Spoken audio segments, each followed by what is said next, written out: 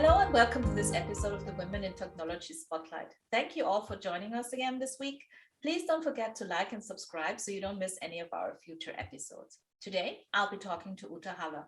Uta is the Director of HCE Partner Go-to-Market for EMEA at VMware. Welcome, Uta. Hi, welcome, Ronke. Really happy to be part of your wonderful podcast. So great to have you here today, Uta. Tell me a little bit about yourself. So I am 52. I am in the IT industry since more than 30 years, started out in 1989. I've been grown up in a very rural area close to the Czech, Austrian and German border, where I did what we would call Mittlere Reife.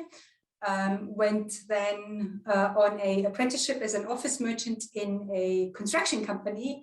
And already then, 1985, I was the only woman in the entire enterprise. And funny enough, it was also driven by that I initially wanted to become a policewoman on a horse, which at that time when I left school wasn't even possible. Women were not allowed to be part of the police organization. So ending up in the construction company. From there, after the apprenticeship, I thought I need some fresh air out in the world. Went to USA, Texas, and spent there a year as an au pair. And then came back and blended in IT. So here I go again, one woman in an enterprise of 100 people and more. Before we go into the details of your IT career, tell me a little bit about how you live, what you enjoy, what your hobbies are. Do you have a family? Do you have kids? No, I don't have kids, but I am surrounded by many with all the other things that I do. So I'm very passionate about nature. I love traveling as well, but I also do a lot of hiking up in the mountains. I got a certificate as a yoga teacher 15 years ago, I think by now. And it kind of now all came together then also with the work I do with an NGO here in Germany that is protecting mountain forests. And what we do there is we basically take a group of people up in the mountains. We stay there for a week. We plant trees or take things out, depending on whatever is important. And that is work that we do in inclusive groups. So people with handicaps or not handicapped, people who just have an interest in nature overall, as well as with teenagers from difficult backgrounds as well. And that is something I have to say I really do enjoy, just being out there. And that's where I spend my time. Typically, when you not see me in the office, you would see me somewhere out in nature, hiking or climbing or ski hiking or, any of that. It sounds like a great balance to have when you have a job like ours, where you spend a lot of time also sitting in front of a computer. So, so talking about jobs, now you are the Director for Partner Go-to-Market for HCI, which is Hyperconverged Infrastructure at VMware. Tell us a little bit about what that means, what you do. So for Partner Go-to-Market, and I get this asked often, you're like, what is this? And what it basically is we look at the new solutions that we have, how can we work with other companies to bring the best to the customers at the end of the day, right? And at the same time, obviously, you need to make sure that there's appetite within the partner organization to work with you as a vendor. So that can be anything from financial models, from, how do we go to market together? How do we collaborate together? How do our joint value positions work together? And because I do this for Europe, Middle East, and Africa, it's also for us as a vendor, how can we make sure that we have coverage, what we typically call it, across all the different countries, especially in countries where there's, high propensity markets as well. Yeah. So it's a wide variety, which makes it really interesting. Mm-hmm. So you mentioned just now that you're responsible for this really large region, which is Europe, and you mentioned also parts of Africa. And I'm wondering, in such a large region, you have so many different cultures, right, that you have to work with. Does that pose any specific obstacles, or did you learn any specific things about management doing that? Yes. So I think it's probably that's why I do this for such a long time now, and that's what I really enjoy, because you get the different flavors of different cultures, also different ways to engage with other business partners as well, which I think is also interesting. It also gives you insight into, how is that human interaction also working. And because we're dealing with large markets, small markets, you can also see the difference there. You can also see the difference in terms of, where women can have more room, let's say, to thrive over others. And it's not always what we think it is, right? It's also something I find really interesting. Like to give you an example, when I went to Dubai a couple of years ago, and I initially thought, oh, I don't know, because we always have this thinking in our head of what you will probably think of it from Saudi Arabia and those type of countries. And I came there and it was like the complete opposite, lots of women in good positions, very open, very interested, very open-minded as well, which I thought was, we often talk about, the bias that's hindering us, but these are just really great examples where you can see, well, actually, there's very good places already that we don't even think of. Yeah, that's such a good point, that we have these biases in our head, and we, we have these pictures of what we like, and it's so great to see that the reality often doesn't correspond to that, and to learn new things. And this brings me to another bias, because when you talk about working in IT, there's this bias that you will be sitting in front of your computer, typing and coding, and mostly spending time with yourself. But now that you're talking about your job, it's the complete opposite, really, because I feel from what you're telling me, it's a lot around communication, interaction, networking, right? Yeah, absolutely. It's a lot. It's also a lot of listening, I think. What works, what doesn't, try and error is sometimes also part of it. Hopefully less of an error and more of the try. But also I think in the, I think that's what I really enjoy, because when you listen, there's so much you learn, right? It's not just learning the technology, but it's also learning about different viewpoints. And when you look at the whole discussion, and we have the discussion a lot on inclusion, at the end of the day, it's about companies are driving inclusion and diversity because they want innovation. And that, to me, the fundamental thing in all of this is that we listen and that we treat each other with respect. And because we listen, and because everyone is open to have their own viewpoints, and bringing up those viewpoints and having a conversation around it, that's, I think, when innovation really happens. And that's also when we learn and when we grow. And that's a huge part of that job, right? Also in terms of what are our needs in Europe, which might be very different to the needs of the Americas, and working with our corporate headquarters in representing what the EMEA needs are, and finding, finding a common ground that we can all work from. That's a huge part of the job, and that's a huge part I really like, I have to say. You said something interesting. You mentioned innovation, and there's also another bias that most of us have when we think about innovation and technology. We think about, having specific technical skills, and those are important. But what you just touched on was how important it is to have diversity and inclusion, of course, for innovation. And maybe you would like to talk a little bit about why that is the case, because obviously we have our ideas why diversity makes companies more innovative. When you look in nature, right, there is a huge variety. There is not one tree, one plant, one seed, or any of that. There's a huge variety, and some things grow in some areas, others don't grow in others, and things also change over time, right? So, I mean, if I just look at the projects we've done up in the mountains, what we planted 5 years ago is not what we plant today, because we know the climate has changed, right? So we need a different type of forest, and we need to work towards that and figure out, what are the right trees to plant, so it is sustainable, and it has that protection to the people who live in valleys, right? And I think the same applies for companies as well, and for us in our even our minds. I think it applies.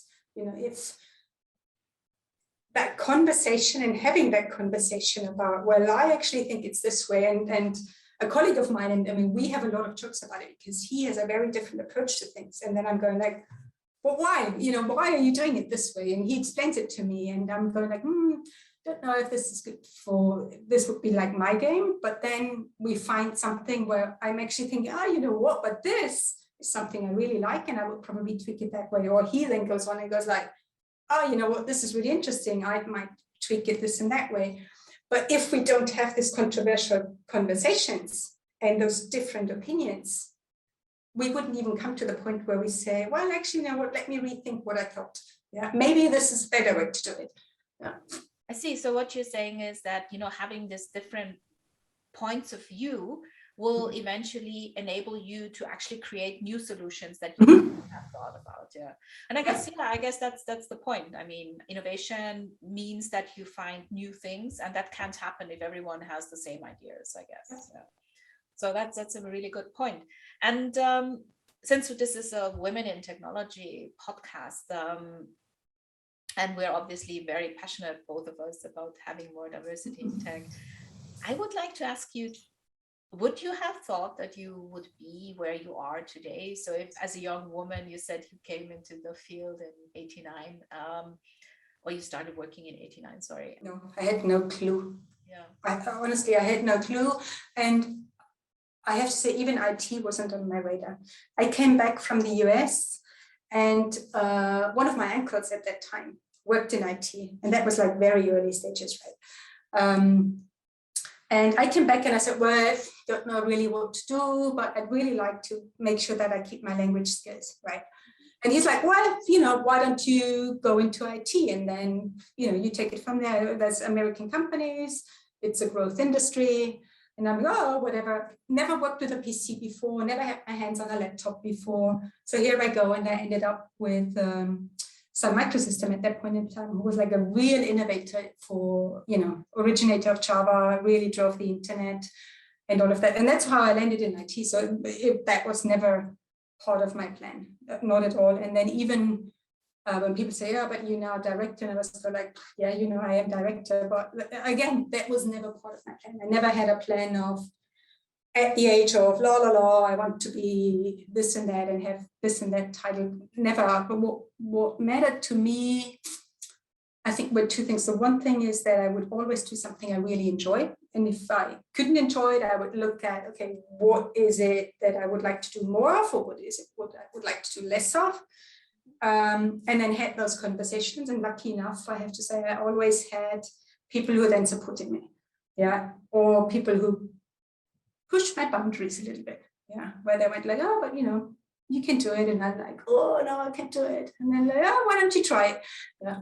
And I think yoga helps you with that as well, because it pushes you, it teaches you to, and that's probably where the passion then came from. It teaches you to go to the boundaries, to slightly push it, but to not overdo it, right? So in that terms, I think those were actually my drivers. The one was being lucky enough to have the people who supported me, and always sticking to that I wanted a job that I enjoy, right? Because I think if you enjoy what you do, you're typically going to be good at it. That's such a good point, and I find it interesting because your journey goes a bit against the grain of what people right? And I totally agree with you, because my career is very similar. I always did stuff because, I didn't have this plan like you're supposed to. So, and I find this interesting because a lot of young people get told you should have an idea where you're going, and then you get the skills for that, and then you just, you know, kind of progress. But I think the reality of what you described is much more accurate, that you do something, and then you might find out this is not what you enjoy, and then you think about what it is you would actually prefer to do, right? And I think I think you're making a really good point, because I think you need this free flow. I see it a little bit like you when you look at the, you know, there wants to be fixed development plans, and in X years time, blah, blah, blah. But I think you're limiting yourself with that. Unless you say, well, roughly this is my plan, but let's see how life turns out. That's different then. And of course you want to have something like that excites you, which typically is something onwards, right? But I still think if you're too narrowed and you're too focused on something, you're limiting your capabilities and you're limiting your opportunities as well, I think. Very good point, especially around the limiting of opportunity, because that's something that often happens. I feel that people have this idea of what success looks like. So this is where they're going, and while they're going, they miss out on all the opportunities left and right because they think that this is the road they have to go. And I find it so important that you actually mentioned, this journey of looking at what you're doing and exploring and maybe thinking about changing, because that is, in my opinion, much more closer to real life than it is to tell a young person you have to have this idea of where you're going and just that. I feel this is very common nowadays to tell people to just push on and if you push hard enough you will eventually get somewhere, and that I think is not necessarily the best way to approach a career. Right? And I also think the other thing that I think is important, that you also look at growth doesn't only happen when you work, right? Growth happens a lot outside. Now in VMware, we are very lucky because we have plenty of opportunity, right? You can engage in social projects, you can engage in, there's 50,000 things you can do. And for me personally, one of the things was also, and I think we all get to this point where we go like, you're in an industry for 25 or something years, and you go like, well, really, this is it? Isn't there more in life to that? So at that point in time, we had a project at VMware, which was called the Good Gigs Project at that time, where we could go out and work with an NGO on pro bono services, basically. And that really was one of the game changers, I think, for me as well, because at that time I felt like, technology, somehow, it's exciting, but at the same time, it's also boring and it's only driven in a business environment. And with that NGO, what we did there was we helped them implement computer-based English learning applications. So people from that rural area could actually learn English, and because they then learned English, they had way more opportunities later on, right? And that gave me a good sense of the capabilities of technology, and that it actually is important what we do, that it is contributing to a better society. And that kind of kept me driving. And then I think the other thing was when I worked at SAP before I joined VMware, and I was also responsible for Europe, and then also India came part of that region. And I was working a lot with people from India, and having my yoga background and also the philosophy behind it and the thinking behind it really helped me in that job as well. It's way easier to understand how people are driven, how people have what type of attitude they have at work, and also against hierarchies when you have that background. And that doesn't always come from work. That can often come from other places. I want to circle back to something you said about technology starting to be boring. And I think this is something that happens when you lose sight of the fact why technology is necessary. And this is what happens when you mentioned this, when you're here long enough and you're doing your stuff, and you lose sight of what it actually means, because you get disconnected of the effect that technology really has on society, which is also, again, a reason why I believe that more women should be in technology, because of the impact it really has. And taking the step and doing something like this work with the NGO that you did, I know a little bit about it because I saw your talk recently on that. I think it reinforces this understanding of what technology can mean to the lives of different people. I had this really interesting conversation with Solange recently, one of our other women in tech, and she talked about how her work in finance IT is so powerful for her, because she understands that when she creates good technology for Finance Institute, that also impacts the life of people. And this is, I guess, something that we need to keep in mind, I guess. And the other aspect I would like to talk to you, because I don't want to talk myself so much, but interesting life, is the aspect of lifelong learning, that we have to be aware that there is no end point. You know, it's not like this is what I want to achieve and that's where I go, but it's like you try to learn and grow all your life, right? Yeah. Yeah, totally. I think it's, you know, how to say, there's a set term of growth mindset, right? But I think that's really what it is. You know, as long as your head is free of exploring and listening and seeing, you know, what can be next, but without the push. It's not, you know, it's more in an interest of, oh, that's interesting, let's explore more of that. There's so much we can learn, and things always change as well, right? Like what we know today might be completely outdated tomorrow. Yeah. So, and that's what life is about. Yeah, learning every day. Yeah. Yes, also such a good point, that what is true today might not be true tomorrow, and we have just encountered 2 years where this is so obviously true. Because if you, I mean, it's now a little more than 2 years that the first case of corona was detected in Europe. And if you look at all the historic events that have happened, you know, in this time, and again, just in the last couple of days, we have to be adaptable, I guess. Yeah. We have no idea what life will look like in a year from now. Take nothing. I mean, for me, it was always take nothing for granted. Yeah. Nothing. It's gone before you can think of. And I think that's sometimes where people get a bit trapped almost, because they, and that comes back to what we discussed earlier with this plan, you know, I do this tick, I do this tick, then the next stage tick. But that's not how life goes. And we are very lucky where we are, right? Especially in our industry, I think we are super lucky. And there's nothing wrong with it. I think that's the other thing. A lot of people say, yeah, but you know, I don't want to feel guilty. And I'm saying you don't need to feel guilty. No one asking you to feel guilty. But I think we all should be aware how lucky we are, right?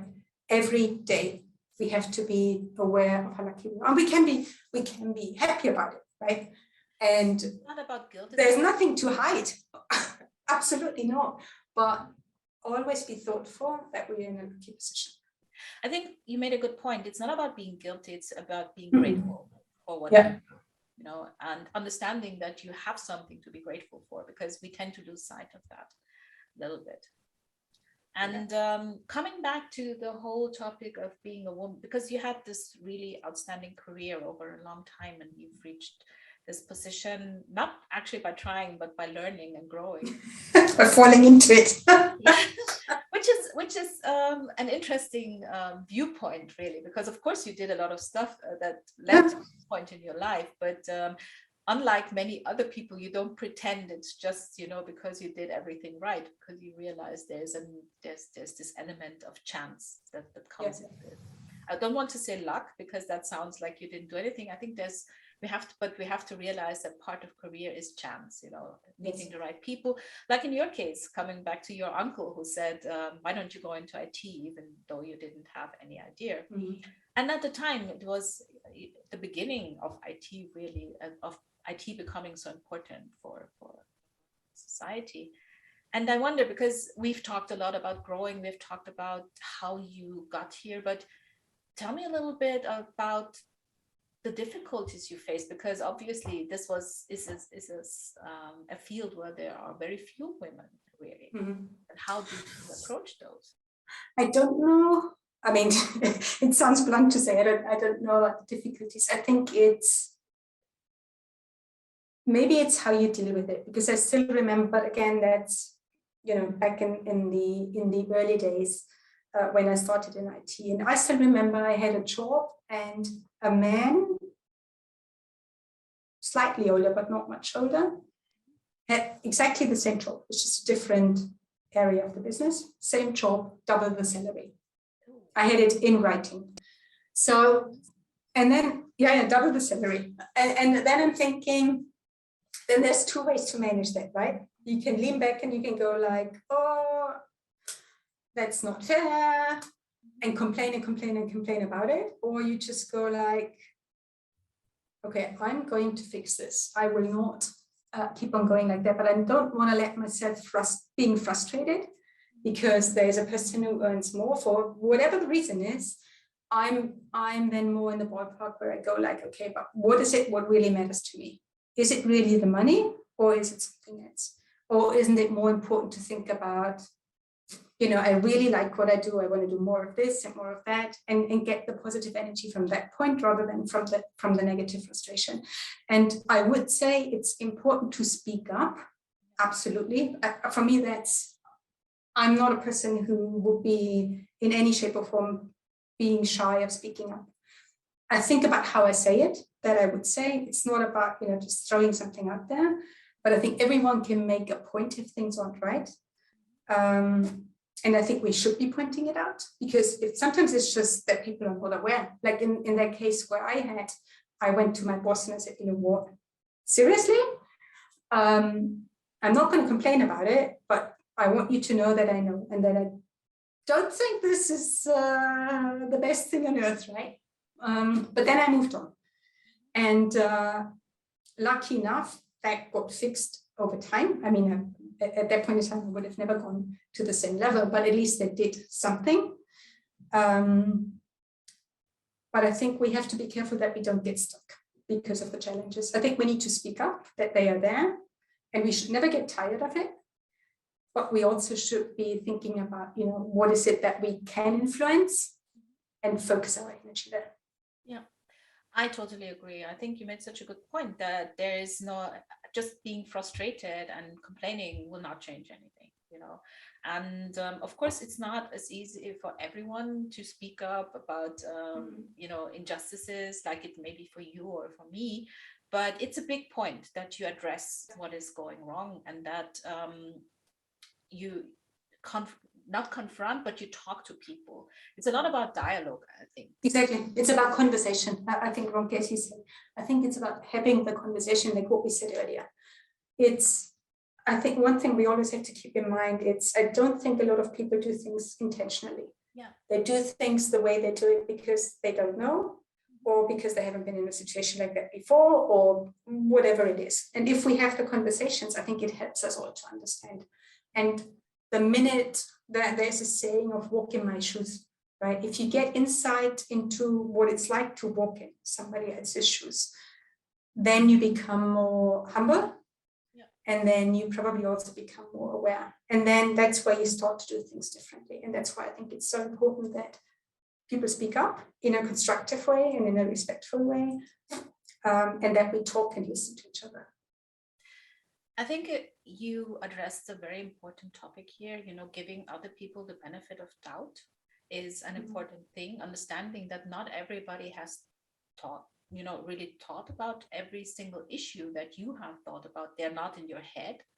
And they haven't walked in your shoes. And if we approach problems in life with this mindset, it's much easier to find common ground, I think, because most people, and I am deeply sure of this, are not bad people.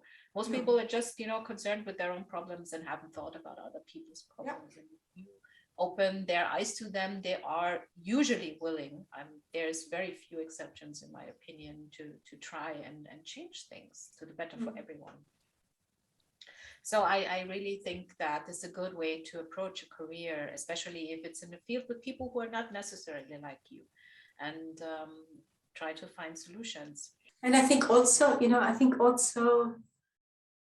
and that comes back to this whole awareness, right?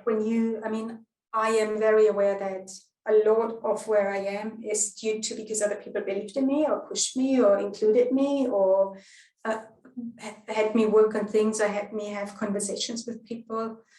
And I think it's also up to us, and it's especially, I think, for women, that we create the space for those others as well. There's very simple things you can do. When you hear of someone who's doing a great job, why not give them an audience in people right?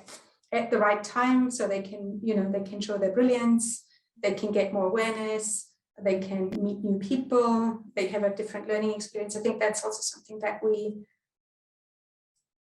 but that's probably my way of thinking anyways. I think any success is always a collective. It's never one person. And it just drives me nuts if someone says, I have done and I achieved this. I'm thinking, no, you contributed, and maybe you contributed more than others did, but at the end of the day, it's a whole puzzle that falls together, right? And that's something we should never forget. And along this, I think we can drag other women along, and that's our responsibility. We benefited from it, and I think it's our responsibility to, it's almost like we're heritaging it over the generations. Yeah, such an important point again. The one about that success is a holistic thing. It's not something that one person alone has achieved. I mean, maybe even if you're a marathon runner, maybe there will be someone who has helped you at a certain point. But and then there's the thing about giving other people a seat at the table, opening the space up to other people, and also giving them the opportunity to be seen, because that is something that is actually a problem a lot of times, especially when we talk about the corporate environment and getting, acknowledgement for what you have contributed. And you have been the leader of the women's pod at VMware for some time now, and I have and my experience is that this is what you do. You actually showcase the achievements of other women, and that's a great thing. And I think this is also something, the women's pod is also something that's important to you. Tell me a little bit about that and what it does. Yeah, I think it's just nice to know that the company wants representation from certain groups. Let's say communities is probably the better word. And again, it's about, I think there's so many good things that are going on in the company. So many, like your podcast, then Sitze with the session where she's giving insight what a tech job looks like. Also the collaboration with the Gen B when they do their reverse mentoring. And there's so many good things.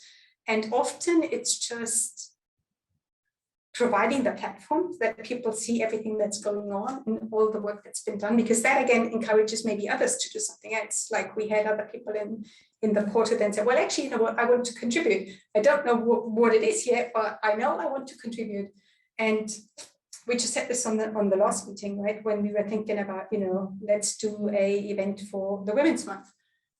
All of a sudden, there's 3 ladies who are working on something.